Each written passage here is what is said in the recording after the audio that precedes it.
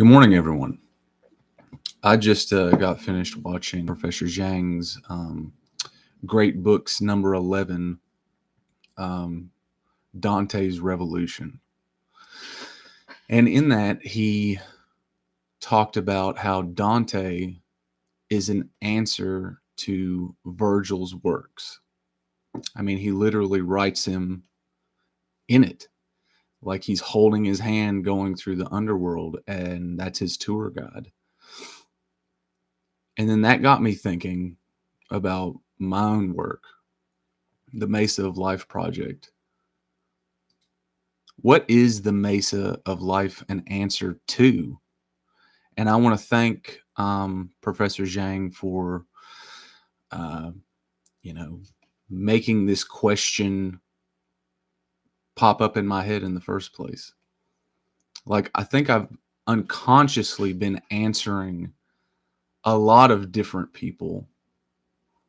And I think it's high time that I pin down exactly what it is that I'm answering and present it to the world. Dante's Inferno wasn't just some medieval fever dream where a Catholic poet gets walked through hell by his favorite Roman poet. Although, honestly, that part is still hilarious to me.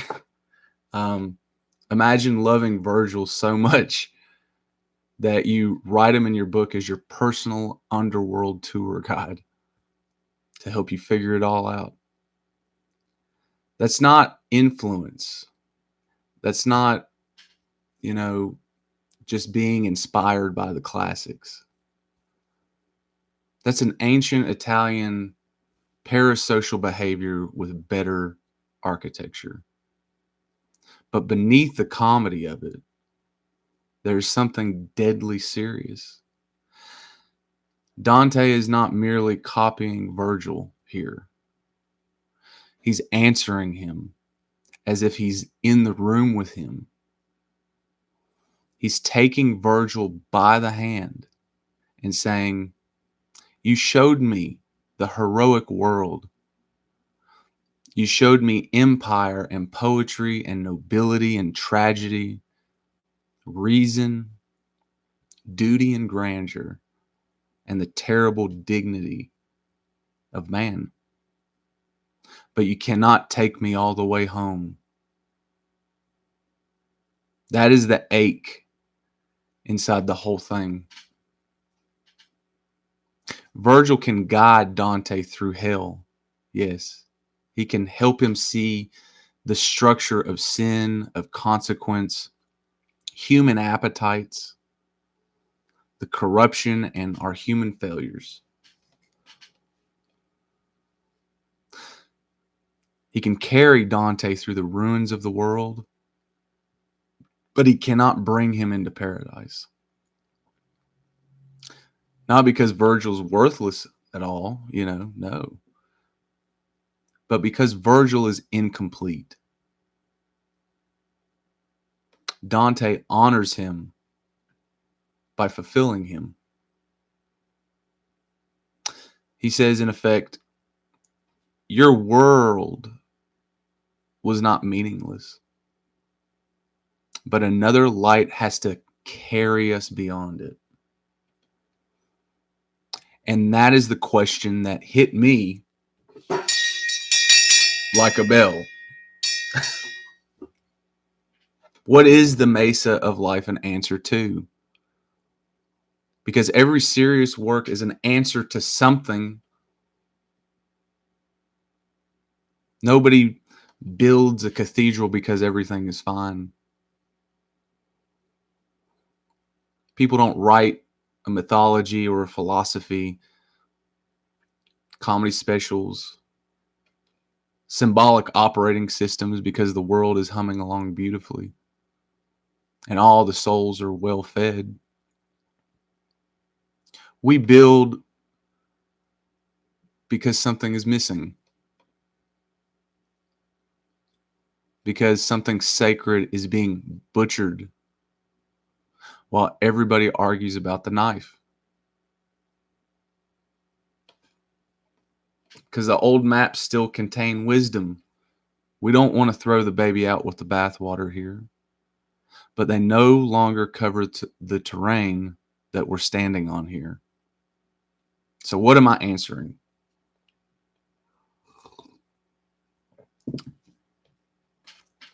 The Mesa of Life is an answer to the modern underworld. Now, what do I mean by that?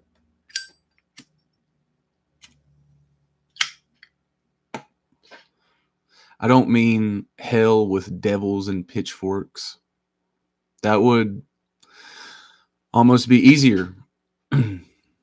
At least then evil would have the decency to wear a uniform that we can all universally recognize. Our hell in modernity is more sophisticated. Our hell has subscriptions,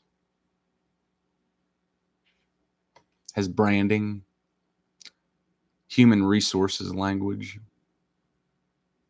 Our hell has community guidelines, dopamine loops, and all these fake moral emergencies,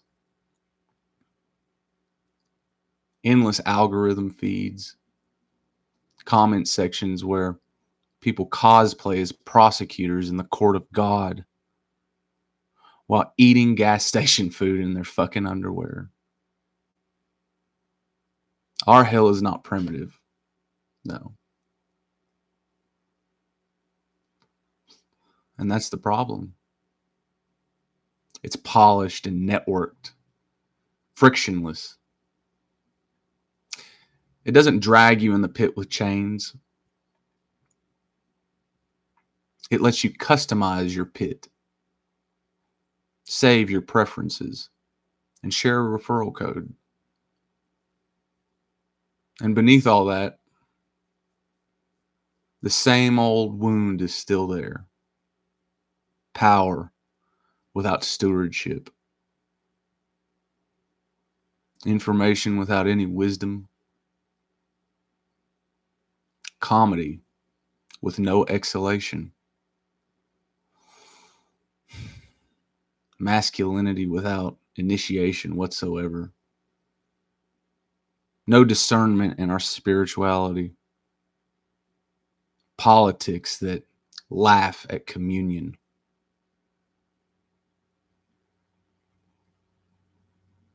Technology without a soul strong enough to hold it. We have become a species of raccoons with fire from heaven. Give us a locked box and a weekend, and we'll either cure a disease or summon a demon with Bluetooth.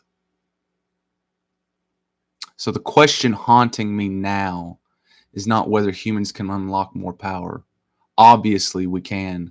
That's what we do. We crack open the atom, genes, machines, our own psyche, symbols, and myth. The real question is whether we can become the kind of beings who survive what power we keep unlocking. That is a central bell of the Mesa. What kind of beings must we become in order to survive the powers that we keep unlocking?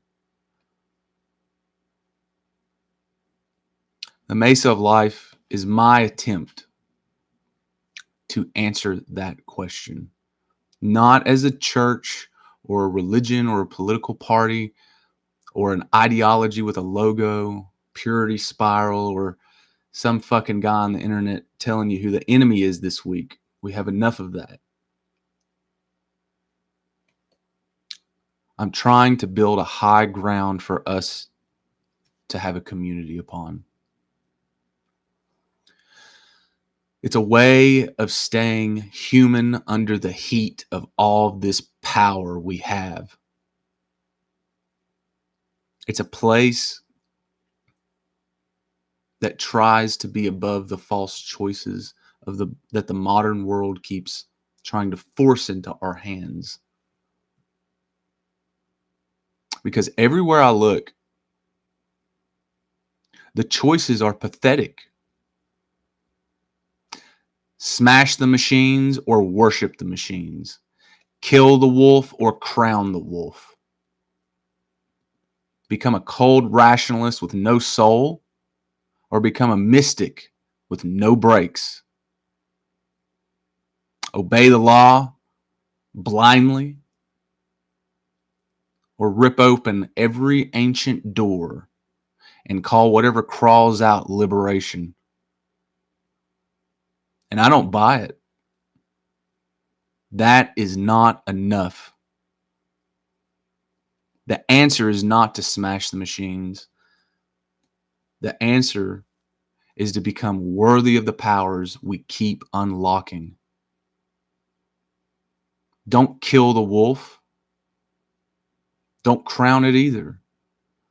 The answer is to train the wolf to guard the garden.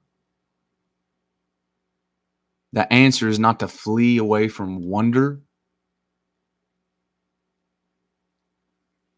And it's not to get drunk on wonder. The answer is to build vessels and containers strong enough to carry our wonder without becoming possessed by it. This is where Nietzsche enters the room. Nietzsche is one of the great ghosts at this table. He saw something before most people were willing to smell the smoke. He saw that the old, inherited moral world was cracking at the seams. He saw that if God died in culture, people would not magically become wise, enlightened adults who read philosophy all day and practice moderation. No. They would build replacement gods. They would worship the state, the crowd, the revolution, the market and the race, themselves, victim identity, purity cults, the expert class in lab coats. They would find their own priests and make their own hot takes and worship them as gospel. That's what you see today. People do not stop worshiping. They just start worshiping uglier things while congratulating themselves and patting themselves on the back for being rational. Nietzsche saw the abyss, and he knew the human being had to overcome himself. And I think he was right. But here is where the Mesa answers him. Overcoming man cannot mean abandoning man. The Ubermensch cannot just be a stronger ego with better posture and more expensive vocabulary with $10 words. The next human cannot be some slick predator who claims to have moved beyond good and evil, when what he really means is he's just moved beyond accountability. That is not the future. That is a vampire in a philosophy cape. The Ubermensch does not pass through love, stewardship, restraint, and humor, the embodiment of repair and communion, then he is not the next human. He is the Lord of nihilism with a gym membership. The Mesa answers Nietzsche by saying, yes, man must overcome himself, but he must overcome himself toward life, toward a deeper humanity, not colder abstraction, toward a strength that protects the living instead of feeding on them. That is why the communion kernel matters. It's not some soft little bumper sticker about being nice. It's a test beneath the test. Does this make us more alive or less alive?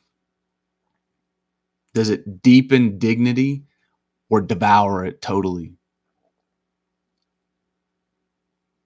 Does it increase courage, contact with warmth, repairing broken bridges, finding the humor in darkness, reciprocity between brothers and sisters, and the truth itself? Or does it produce numb predators and obedient prey lined up at the blood bank of the vampire elite? Power without the communion kernel becomes the vampire. The communion kernel without power becomes prey. But power joined to the communion kernel becomes a guardian of the light. That is the doctrine of the wolf that I've outlined in previous videos on my channel. That is part of what the Mesa of Life is here to build. But I'm also answering Carl Jung.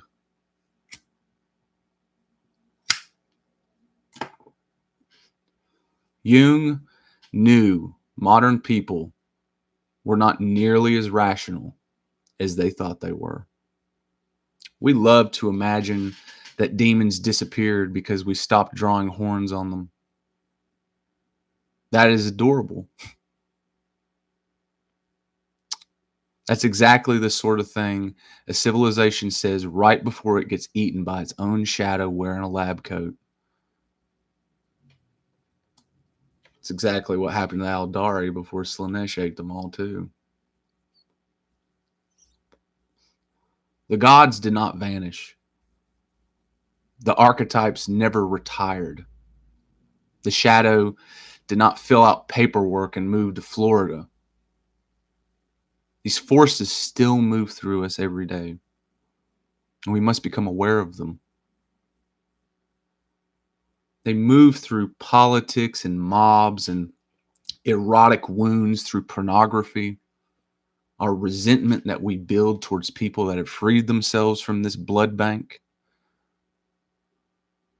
broken the algorithmic chains that bind them, and ideologies too, and the intoxicating feeling that we're finally among the clean ones, that we're finally pure, we're the good guys and they're the bad guys. That's Newman-Locke. That we're the smart ones, the righteous, the ones who see, yet don't look. That's why I keep coming back to Newman-Locke. It begins, you see, with emergency. Everything must happen now before it's too late. There's no time to think, no time for nuance, no time for humor or mercy. Panic now. Condemn now. Obey now. Then comes purity. Our side is clean.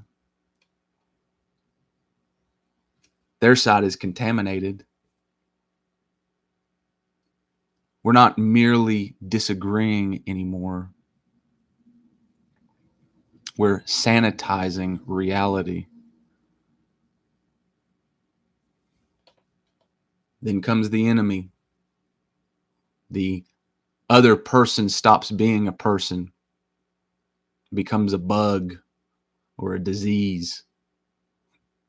They become a symbol, a demon.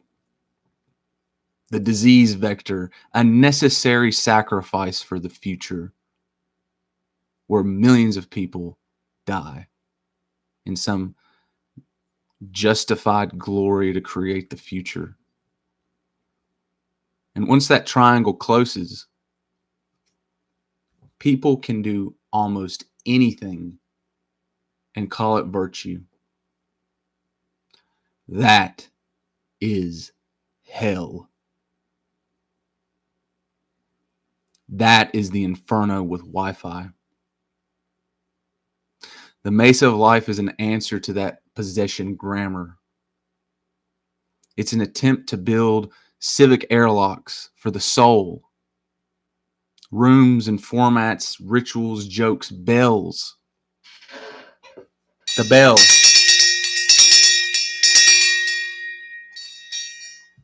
To call these possessions out and stop them in their tracks and become human again. To see each other as neighbors again. Language that help human beings come under pressure without becoming possessed. To build a future worth living in. Places where the truth can hit the table without everyone reaching for the tribal knife. A place where the truth can hit and people can talk about it. Where a man can be challenged without being humiliated. Where the bell rings before the conversation becomes a blood sacrifice for your tribe. I'm tired of blood sport pretending to be courage. And I'm tired of soft cowardice pretending to be compassion. The Mesa wants something harder and more human than both. A fireproof room. A bell on the table. A covenant against possession to stay human under the heat. That is the move.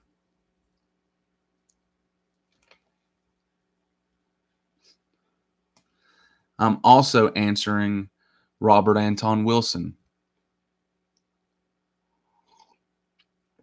Because Raw, as people call him, Robert Anton Wilson, understood something most people still do not want to admit. Human beings live inside reality tunnels. We are not just perceiving the world, we're filtering it through belief systems, our family scripts, trauma and language, mass media, institutions, even drugs, childhood wounds, and whatever weird software got installed in the basement while nobody was looking.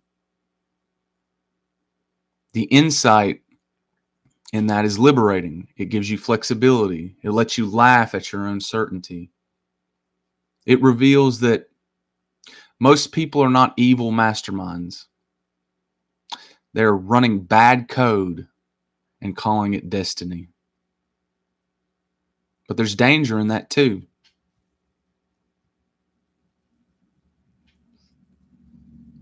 You could become the floating meta goblin. You know the type. Everything's a model. Everything's a reality tunnel. Everything's just moral relativism and just your perspective, bro.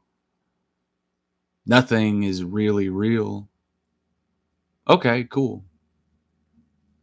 But can your bridge hold weight in reality?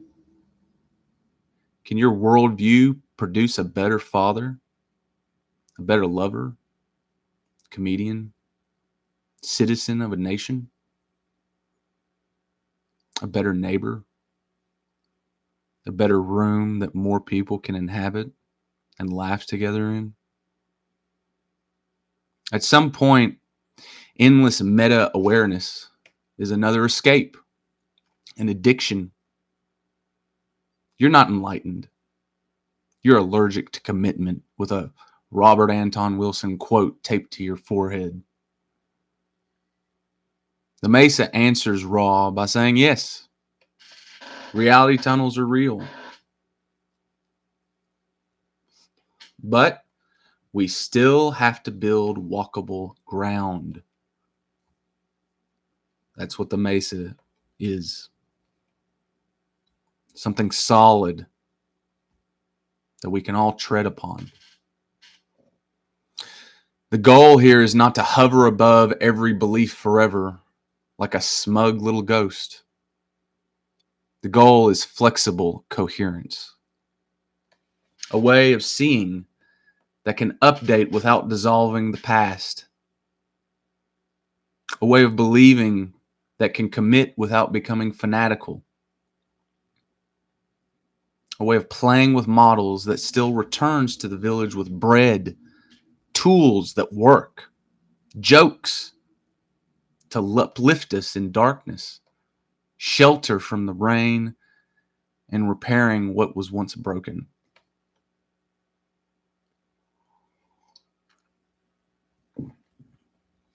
That is why the Mesa cannot only remain an idea. It has to become a show, a room, rituals, this video, my comedy sets, an essay, a community, a practice.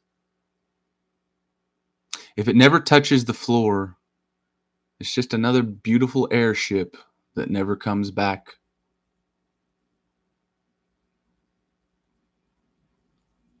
And yes, I'm also answering Terence McKenna. McKenna opened the door to wonder, to novelty, the archaic, the strange intelligence of nature itself, the mushroom cathedral, the sense that reality is far weirder and more alive and playful and more terrifying than the fluorescent office world wants to admit. And I love that. But the Mesa has to add a guardrail here for Terry. Not every door opened is liberation. Some doors are feeding tubes for the vampires. Some downloads are glamours. Some messages from beyond are just your nervous system wearing a wizard hat. And some of them may be real. Or real enough to matter anyway. But if they do not return with better conduct, love, and better ways of crafting our world, courage, and more care for the living, then what are we doing? I know what it is to feel the numinous overclock. I've felt it many times. I know what it is to feel the voltage, to feel like 1,000 symbols are lighting up at once and dancing around you. Like the whole universe is suddenly a circuit board and you can see the hidden pattern. That can be a gift. It can also become a drug and an addiction that never ends. So the vow is not to chase the lightning. The vow is to bring the ember back to the village. Make the artifact and serve the living. Don't succumb to darkness or nihilism. The fruits must be practical and not harmful. Wonder must be welcomed, but it must be tested by its fruits. Then there's Lovecraft, David Cronenberg, the video game Scorn that I've talked about a lot.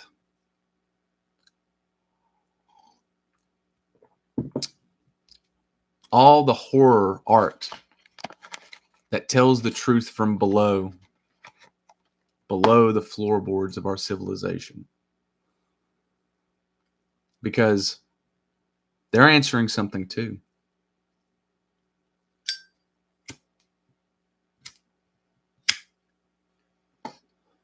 They're saying that beneath civilization is meat. Beneath reason is madness. Beneath the skin is all this wet machinery sloshing around us. Beneath the stars is indifference. Beneath all this progress is mutation. Beneath the dream of transcendence is the nightmare of becoming something that we can no longer love. And I don't dismiss that. Honestly, I think a lot of modern happy talk is just people whistling past the biomechanical graveyard. There is horror in the human story. There is violation, appetite, the possibility that we can unlock powers that deform us faster than we can spiritually metabolize them. The abyss is real. The body can be profaned. Technology can become anti-human. An appetite can become a god. The sacred can be inverted into machinery. But the answer is not to stare at the wound forever and call that depth. No. The answer is to ask what protects the human form. What protects the soul? Exactly. What protects embodiment and laughter, love, children, our friendships, human dignity and stewardship of reality, and the ability to sit at a table and recognize each other. Horror shows us what happens when we fall off the mesa. And the mesa asks, what kind of people and practices and cultures keep us from falling off? That is the difference. I'm also answering Star Trek and Gene Roddenberry's vision. And I mean that seriously. I love Star Trek. Love Captain Kirk. He's a personal hero of mine. And you'll see him in the picture of this thumbnail in this video. Captain Kirk is one of the great humane frontier archetypes. He goes into the unknown boldly, but he does not worship the unknown. He does not become the machine or an animal or a bureaucrat, some fucked up priest, tyrant, or a little god. He does not let the gods remain gods just because they have better lighting and superpowers. Kirk keeps the bridge human, and that matters. The Mesa of Life is trying to build the inner culture of a species worthy of the enterprise before we hand ourselves the engines to the stars. Because right now, we do have godlike tools and comment section souls. That is not a civilization. That is a toddler with orbital phasers. The question is not whether we can build the ship. The question is whether we can build the bridge culture that explores the stars. What kind of captain can face the alien, the machine, the monster out there, or in here? The seduction, the constant emergencies, and the false gods, and still remain human. That is why the Mesa is not anti-technology at all. It's anti-uninitiated power. It's anti-possession and anti-dehumanization. An anti-empty man. And that brings me to the real enemy. The Mesa of Life is an answer to the empty man. to what I call Lord Nylar, the Lord of Nihilism, if you will, to the whisper beneath so much of the modern world that says nothing matters. Become sleek, become numb, become clever and hungry, free of the annoying meat soul. Become pure will and spectacle and a brand. Become a weapon. Become God. That voice does not always sound evil, and that's what makes it so dangerous. Sometimes it sounds like efficiency, like liberation. Sometimes it sounds like ambition or moral clarity.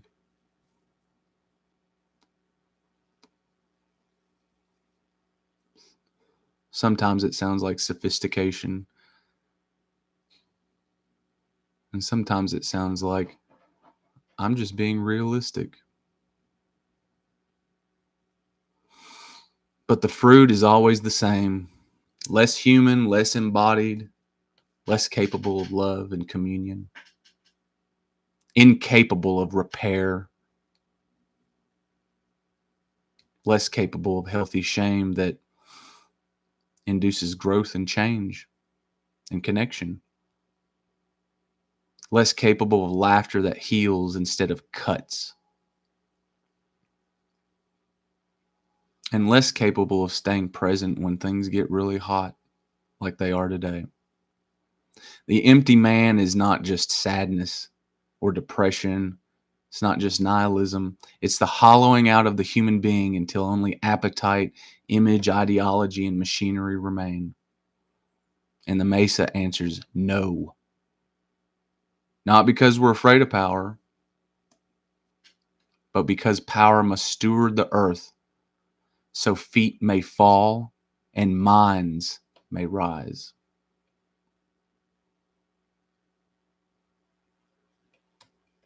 That line is not just decoration to me.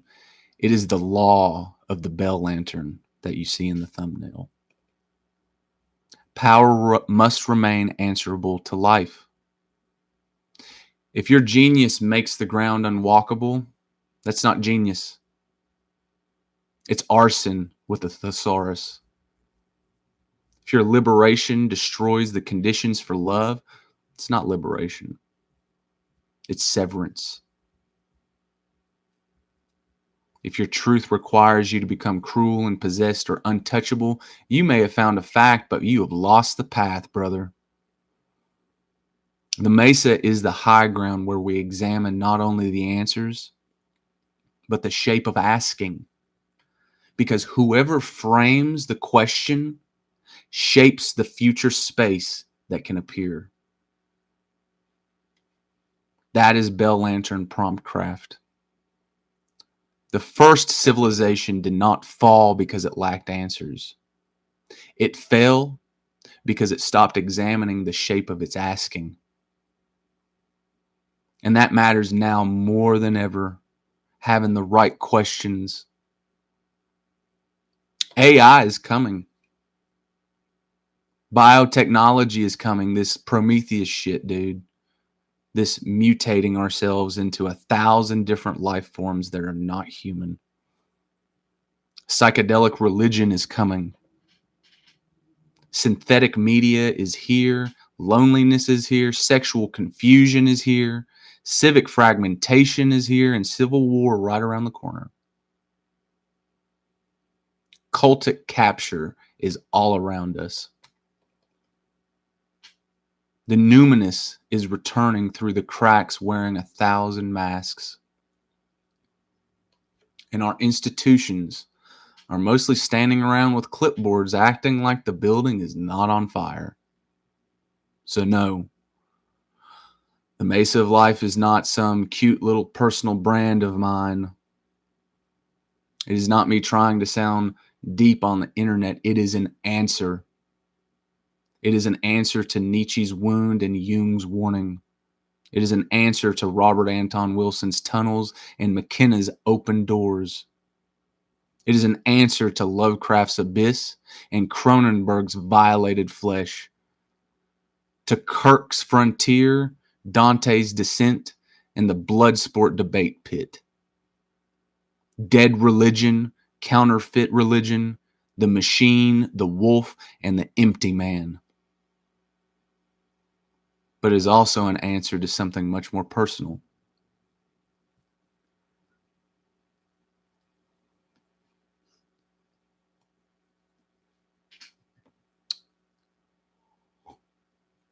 It is an answer to that private wound in me that wonders if I'm just a scattered man with too many ideas. The feeling that maybe I'm late.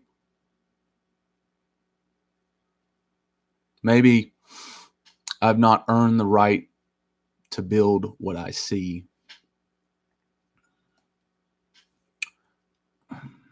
Maybe I am still waiting for someone more legitimate, more credentialated, more polished, more acceptable to everyone, or properly dressed for the priesthood of meaning to give me permission to begin. And then something happened. I was thinking about Dante and Virgil this morning after watching Professor Jiang's video, Dante's Revolution. I was thinking about the lineage, thinking about who guides a person through the underworld, thinking about who stands behind the Mesa of Life, who taught me, who wounded me, who warned me, who gave me language to even think about this, who gave me my fire. Where did my maps come from? Who gave me questions I could not put down? And I saw it. Not literally in the cheap sense. Not in some claim I need anyone else to believe. But in a deep imaginal sense. The place where the psyche and soul shake hands. I saw the round table. I saw Nietzsche there, Jung, Robert Anton Wilson, Terence McKenna, Terry Pratchett that wrote Discworld, Olaf Stapleton that wrote Last and First Men and Star Maker, Marcus Aurelius, Emerson, Thoreau, Jesus Christ, and Captain Kirk. And David the Android, because he represents something too.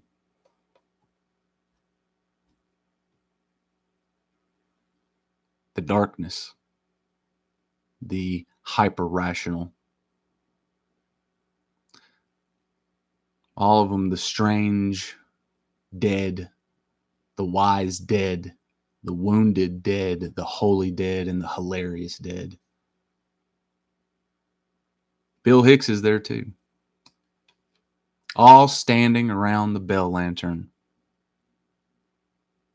They were not worshiping me. They were not flattering me. They were not telling me I was chosen so I could avoid the work. They were doing something much scarier. They were encouraging me. They were looking at me like elders at the threshold. And the sentence came. All right, kid, show us what you've got. And I broke. I started crying in a way that I don't usually cry. Not soft tears or self-pity or despair. It was like some sealed chamber opened up and the pressure finally had somewhere to go. And I kept saying, I will show you what I've got.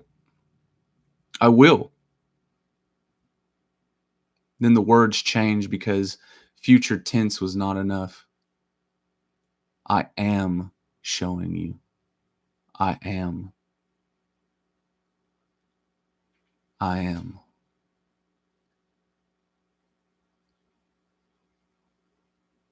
And then it became simply, I am. Not as an ego, not as I am God, or some cheap spiritual inflation where a man has one emotional moment and then starts acting like he needs 12 disciples and a tax exemption. No, it was incarnation. It was a realization that I do not have to beg reality for permission to begin. I am here. I am standing, building. I'm already showing what I've got every time I turn voltage into form. When I choose the artifact over the trance. Every time I ring the bell instead of letting the room become possessed. Every time I make comedy out of pain, and when I try and build a table instead of another battlefield. Every time I refuse to let the future belong only to vampires, cowards, machines, and the hollow men. That became the bell lantern oath for me. And that is where I want to end this. Because the Mesa of Life is not someday. The Mesa of Life is today and what I build next. I will show you what I've got. I am showing you. I am. I will not use this charge to escape my life. I will use it to enter my life more fully. I will turn my voltage into form. I will turn my vision into work. And I will turn my tears into stewardship. Power must steward the earth so feet may fall and minds may rise. The mesa is not the swing.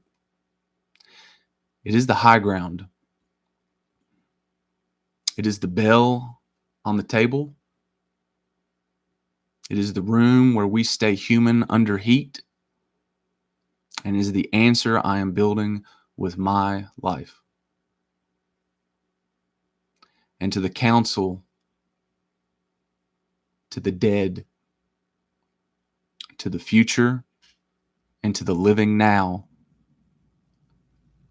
and to that strange light that keeps calling from the edge of the known. All right, I'll show you what I've got. I am showing you.